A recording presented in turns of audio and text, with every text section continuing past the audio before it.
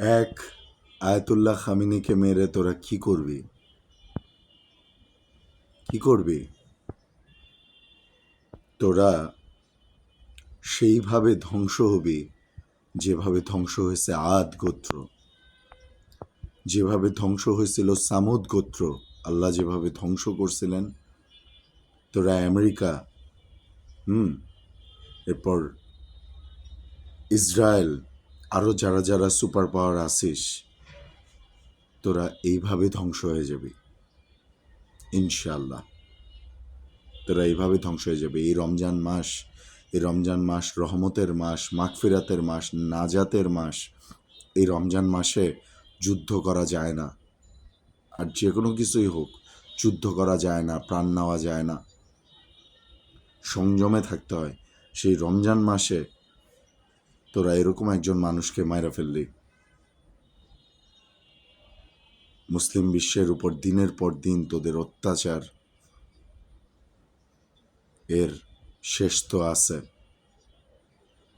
হজরত ঈসা আলাইহিস ইসলাম আসবেন, ইমাম মাহদি আসবেন, আবার এই বিশ্বে ইসলাম সুপ্রতিষ্ঠিত হবে ইনশাল্লাহ। এবং তোরা ভক্ষিত তৃণ সদৃশের মতন হয়ে যাবে, যেরকম আল্লাহ সূরা ফিলের মধ্যে বলছিলেন যে হাতি বহর নিয়ে আসছিল, কিন্তু আবাবিল পাখির ওই কঙ্কর নিক্ষেপের কারণে আল্লাহ পাক, কঙ্কর নিক্ষেপ, একটা পাখির মুখ থেকে কঙ্কর ফালায় আল্লাহ হাতির মতন এত শক্তিশালী প্রাণীকে আল্লাহ ভক্ষিত তৃণ সদৃশের মতন করে দিছে। তোদের পরিণতি হবে সেরকম। এখন নিউজের মধ্যে দেখতেছি যে এই সৌদি যুবরাজ সালমান, রোজা রাখছি, গালিও দিতে পারতেছি না, এ নাকি আমেরিকাকে চাপ দিতেছিল ইরানে হামলা করার জন্য, এবং এই হামলায় তার আতাত আছে। এই সৌদিরে আমরা কি মনে করি? আল্লাহর কসম, এই সৌদিতে যদি মক্কা না থাকতো, এই সৌদিতে যদি মদিনা না থাকতো, আমার নবীজি সাল্লাল্লাহু আলাইহি ওয়াসাল্লাম যদি ওই মাটিতে শুয়ে না থাকতেন, তাহলে আল্লাহ কবে সৌদি আরবরে এই ইরানকে, আমরা আমি স্পেশালি মনে করতাম যে ইরান হচ্ছে মুসলিম বিশ্বের একটা শক্তি। সেই ইরানের উপর এরকম হামলা, এবং ইরানের সর্বোচ্চ নেতাকে এভাবে চলে গেলেন। রমজান মাসে রোজা রাখা অবস্থায় এরকম নিউজটা পেলাম। এটা আসলে খুবই দুঃখজনক, খুবই মর্মান্তিক। আমি একজন মুসলমান হিসেবে, একজন মানুষ হিসেবে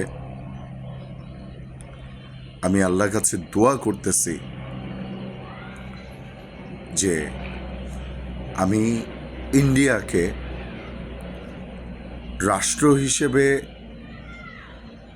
বা ইন্ডিয়ার মানুষ যারা আছে, ইন্ডিয়ার সাধারণ মানুষ যারা আছে, তাদেরকে আমি কিছু বলবো না। যারা ইন্ডিয়ার নিরপেক্ষ সাধারণ মানুষ, যারা হিন্দু মুসলমান সবাই মিলে শান্তিপূর্ণভাবে একসাথে বসবাস করতে ভালোবাসে, তাদেরকে আমি কিছুই বলবো না।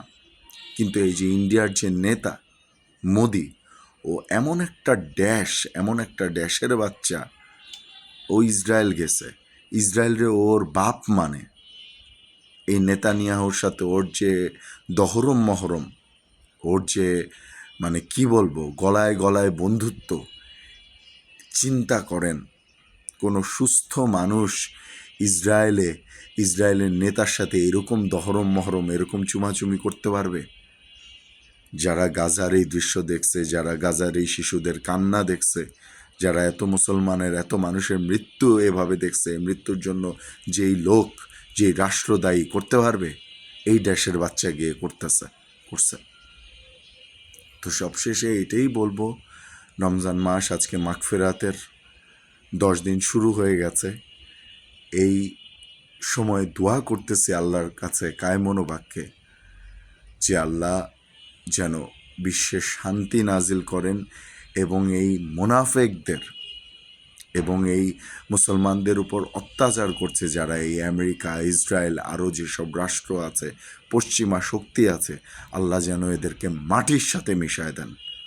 কঠোর প্রতিশোধে, আল্লাহর চেয়ে বড় প্রতিশোধ পরায়ণ, আল্লাহর চেয়ে বড় প্রতিশোধ গ্রহণকারী আর কেউ নাই।